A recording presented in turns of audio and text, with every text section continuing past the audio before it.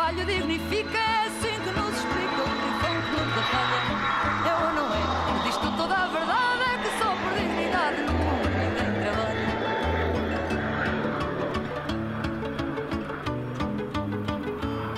É ou não é que o povo nos diz que não, que o nariz não é feição, seja... Hoy le estamos terminando de sabotear el programa a Roberto García. Estamos con Javier Milei. ¿Y sabe de qué estábamos hablando? Estábamos hablando, primero, de que él y Diego Giacomini una vez acá propusieron rescatar las LEVAC y después las LELIC, ¿no?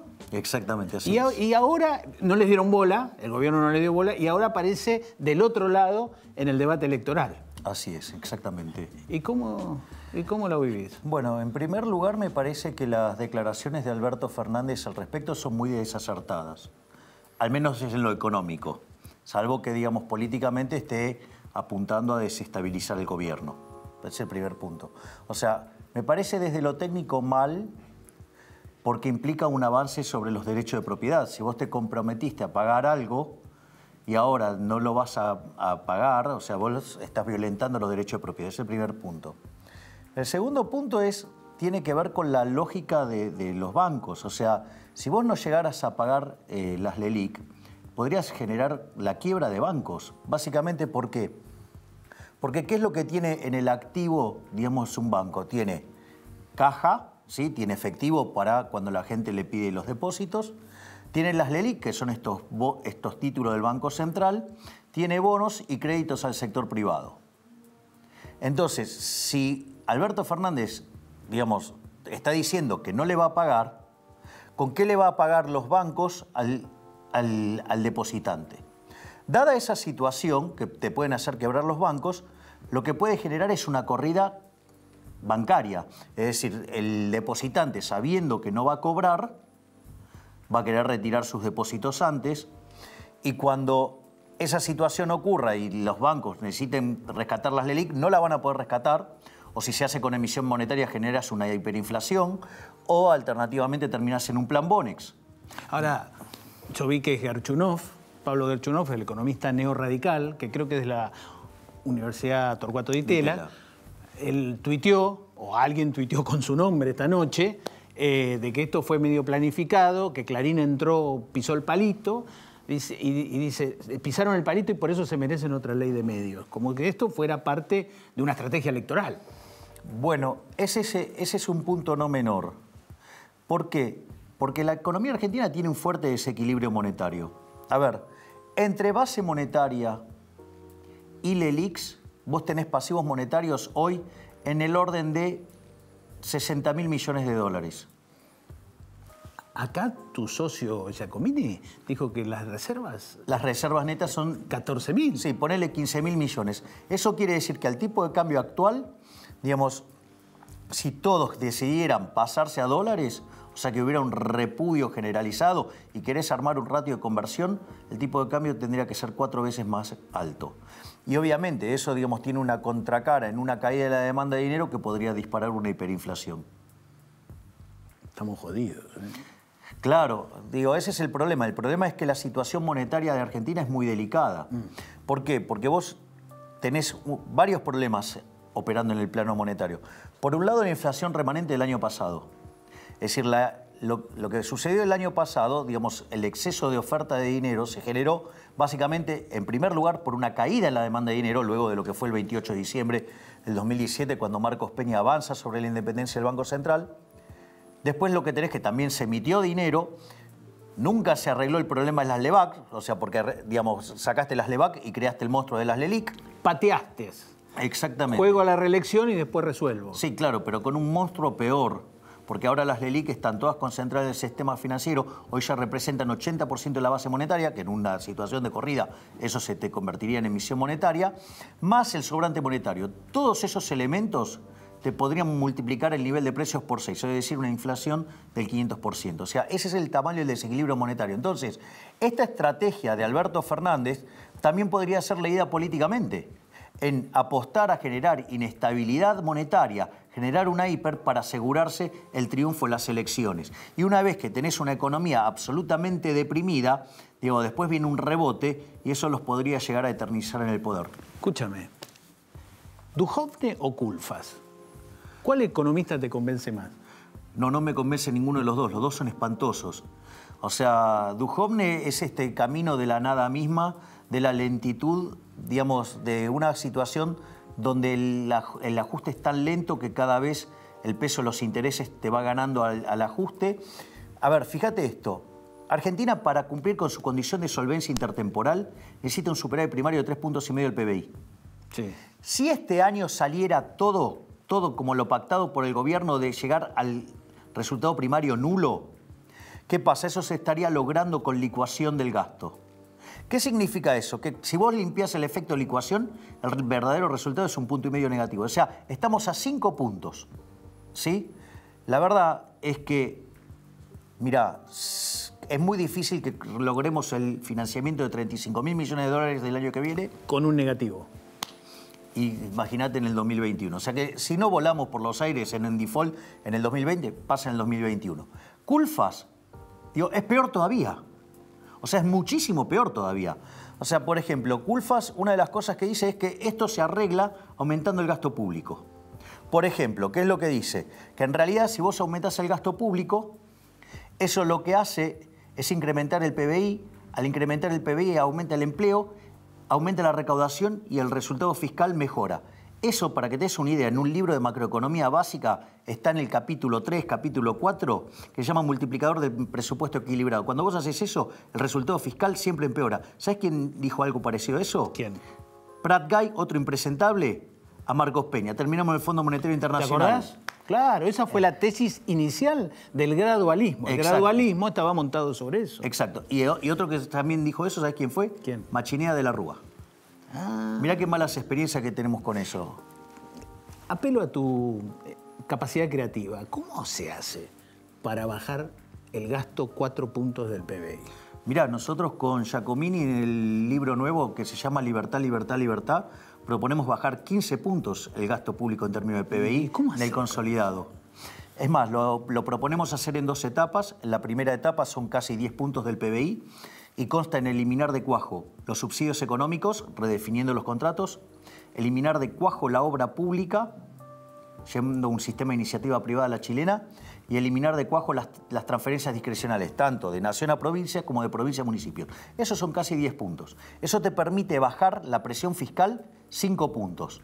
Obviamente, por ejemplo, permitir el ajuste por inflación a las empresas, eliminar ganancia mínima y presunta, por ejemplo, hacer que el impuesto a las ganancias reinvertidas sea cero, es decir, bajar, digamos, las cargas sociales. Entonces, ¿qué es lo que pasa? Cuando vos le quitás presión a la oferta y haces que el salario, digamos, no sea tan caro, vos no solo tenés incentivo a reinvertir, sino que además tenés incentivos para crecer y al mismo tiempo, ¿sí?, contratando mayor cantidad de mano de obra. ¿Y eso por qué es importante? Por lo siguiente, porque vos entonces ahora podrías aplicar en el Estado un programa de retiro voluntario. Entonces, los empleados públicos se irían con una indemnización y con trabajo. Con lo cual no se quedarían sin trabajo, pasarían a ser más productivos y dejarían de ser parásitos del Estado. Sí, otro temita. ¿Cómo ves vos este tema del Banco Central que viene? ¿Cómo te imaginas el Banco Central 2020? ¿Vos te identificás con Sanleris, con Redrado, con Prat Guy, con Caputo? Con ninguno. Ok. Son todos cómplices de un Banco Central que ha estafado al pueblo argentino. Para que te des una idea, antes de que existiera el Banco Central, la inflación en Argentina era 3% promedio anual. Y eso porque estábamos en un proceso de convergencia. Pensá que Argentina en 1895 no tenía Banco Central y era el país con el PBI per cápita más alto del mundo. En la primera parte del siglo XX, hasta 1935, no tenía Banco Central y estaba entre los 5 países más ricos del mundo. Después tuvimos Banco Central mixto, 10 años. Ese nos llevó la tasa de inflación al 6%. Después tuvimos Banco Central Nacional y Popular. Desde 1946 a 1991, que fue el repudio generalizado de la moneda, tuvimos una inflación promedio del 225% anual. Tuvimos que quitarle 13-0 a la moneda. Destrozamos 5 signos monetarios. Tuvimos 2 hiperinflaciones sin guerra. Después vino la convertibilidad. 9% de inflación promedio, pero todo concentrado en el primer año y medio. Con lo cual, a partir de 1993, Argentina fue el país con menos inflación del mundo. Y un dato no menor, en 1997 Argentina creció muchísimo con deflación. Pero la gente odia eso. Vos hablás de los 90 y nadie se acuerda de eso. Todos dicen, Bueno, yo voy por una solución mucho más radicalizada. Con Diego nosotros directamente lo que estamos proponiendo es eliminar el Banco Central. Ir a un sistema de banca libre, ¿sí? O sea, con lo cual, para que vos tengas un sistema de banca libre y que no tenga corridas, tenés que redefinir el sistema financiero. Se llama banca Simon. Vos separás el almacén de valor, que es como si fuera una caja de seguridad, donde vos pones tu plata y pagás un fee anual. Y si te gusta la tasa de interés, ¿viste el dicho que dice, si te gusta el durazno, bancate la pelusa? Bueno, irás a los fondos comunes de inversión, que financian distintas inversiones, y ahí conseguirás tasa de interés. Entonces, si vos invertiste en un fondo malo y va a la quiebra, perdés vos, pero no pierde toda la sociedad. Ese es el primer punto. Una vez que vos haces eso, quitas todas las regulaciones del sistema financiero y entonces vas a un sistema de banca libre. Después, en ese proceso, largás la competencia de monedas. Desde mi punto de vista, también para Diego, a la luz de lo que ha sido la historia argentina, seguramente los argentinos van a elegir el dólar como moneda. Dada esa situación, vos vas a tomar los activos del Banco Central y con eso vas a redimir los pasivos, ya sea la base monetaria y ya sean los títulos, por ejemplo, el ELIX y cosas por el estilo. Y una vez que vos hiciste eso y desapareció el peso, lo llamamos a Bombita Rodríguez y con Lázari, con Mariano Fernández, con Giacomini, si vos querés venir, estás invitado. Vamos a poner una bomba en el Banco Central y lo vamos a hacer desaparecer. Y no vamos, ni siquiera lo queremos como un museo ni nada por el estilo. Vamos a dejar los escombros, ¿sí?, como muestra de una institución que tanto daño le hizo a la Argentina. Porque te explico algo. ¿Sabes que cada vez que la tasa de inflación supera el 20%, se pierde un 0.58 de crecimiento? Si vos eso lo corregís en la historia argentina, hoy tendríamos el mismo PIB per cápita que Estados Unidos. Y además, todos estos que generaron tanta inflación siempre se llenaron la boca hablando de los más vulnerables, donde la inflación es un impuesto al pobre y le pega 25 veces más fuerte. Con lo cual, no solo que vamos a dejar de castigar a los más pobres, a los más vulnerables, sino que vamos a tener más crecimiento y te digo, con todos los dólares que tenemos abajo del colchón, vamos a tener una inyección monetaria y una expansión del crédito que puede llegar a hacer que la tasa de crecimiento de Argentina se acelere como nunca vista en la historia. Vos sabés que, Javier, eso que acabas de decir siempre es un tema. ¿Por qué no se tiene conciencia de que la inflación es lo peor que le puede pasar a la gente que no tiene dinero, a la gente que está en dificultades? Yo noto que en los políticos en general hay una enorme subestimación y no asumen que la inflación que muchas veces provocan ellos es lo que está hundiendo y lo que provoca pobreza en la Argentina. Bueno, eso tiene que ver de algunas malformaciones teóricas que tienen los economistas argentinos. Motivo por el cual con Diego, además decimos, Argentina no merece tener Banco Central. Al margen de que no creemos en el Banco Central como institución en general. Vos fíjate, hay una encuesta que se hizo recientemente en la Universidad de Buenos Aires, en la Facultad de Ciencias Económicas, sobre el origen de la inflación. El 83%, ¿sabes qué contestó? Que no tenía nada que ver con la emisión monetaria. Por eso el otro día, digamos, lo de Kicillof. Virginia, Mike Tyson, Gallardo, lo noqueó a Axel el enclenque Kicillof cuando le dijo, pero Axel, si la inflación no es monetaria, ¿por qué entonces no eliminamos los impuestos y lo financiamos todo con emisión monetaria? ¿Y qué pasó? No pudo contestar, lleva más de una semana sin contestar. ¿Por qué? Porque le tiene que admitir que si hace eso genera una hiperinflación, y entonces tiene que admitir que es un fenómeno monetario y quedó trapeando el piso. ¿Y dónde comenzó esa distorsión ideológica?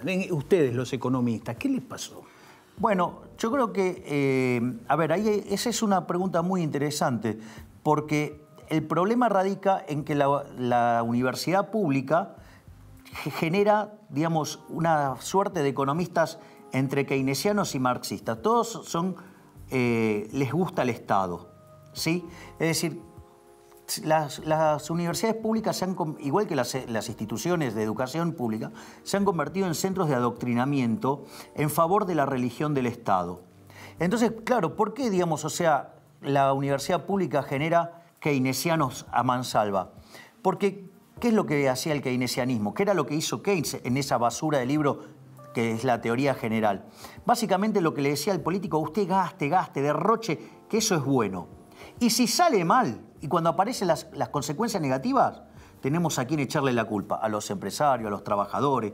Es decir, entonces, ¿qué pasa? En realidad, la teoría general es un panfleto escrito en favor de políticos mesiánicos, chorros y corruptos. Fíjate esto, ¿cuál sería el programa económico de un keynesiano? Hacer déficit fiscal y financiarlo con emisión monetaria. Perdóname, en la Argentina. Bien, es el programa fiscal, es el programa de Kicillof. Vos sabés que desde el año 1900 hasta el 2018, en esos 118 años, Argentina solamente tuvo superávit en 10. Es decir, con lo cual la política fiscal argentina se ha caracterizado por ser keynesiana. Por eso te digo, es la Argentina, claro. Olvídate del presente, viene de... Exacto, y fíjate esto, no solo eso, mira esto. También lo que vos tenés es que cuando pudimos nos financiamos con deuda. Somos el primer defolteador serial junto a Ecuador y cuando termine esta historia, 2020, 2021, vamos a ser el máximo defolteador serial. Y lo otro, ¿cuál es la otra fuente que usamos? La emisión monetaria. Es decir, con lo cual le quitamos 13-0 a la moneda. Está claro, digamos, o sea, ¿y sabes quién es el negocio? ¿Sabes para quién es el negocio? ¿Para quién? Para los políticos. Claro. ¿Te lo puedo hacer con un ejemplo? Pero tenés que ser muy breve porque si no, además llegás tarde. Ok. Suponete que estamos en una economía que transamos con oro. Sí. Y yo descubro una fórmula para convertir el plástico en oro. Sí. Sí, y lo hago perfecto. Entonces, ¿qué pasa? Yo ingreso el plástico ese que convertí en oro y todo el mundo cree que es oro. ¿Qué pasa con el precio del oro en esa economía? Cae. Sí. Es decir, que vos necesitas mayores unidades de oro para comprar los mismos bienes. O sea, eso que Kicillof no entiende, que la inflación es siempre en todo lugar un fenómeno monetario. ¿Sí? Ahora, ¿qué es lo interesante? Yo entregué plástico y me estoy llevando oro. O sea que hay una redistribución del ingreso de todos los tenedores de oro ¿hacia quién? Hacia mí, o sea, hacia el falsificador, donde la falsificación es absolutamente inmoral, es un robo, ¿no? ¿Y quién es el que mejor falsifica billetes? El que los hace igual, el Banco Central. ¿Quién se favorece? Los políticos chorros. Es decir, el Banco Central es un invento en favor de políticos chorros. Te tenés que ir y nosotros en un minuto vamos a hablar con Sebastián Dumont. ¿Qué está pasando en el GBA? Un periodista que conoce con precisión el Gran Buenos Aires en su segunda, en su tercera, en su primera, en todas las secciones electorales. Ya venimos. Gracias.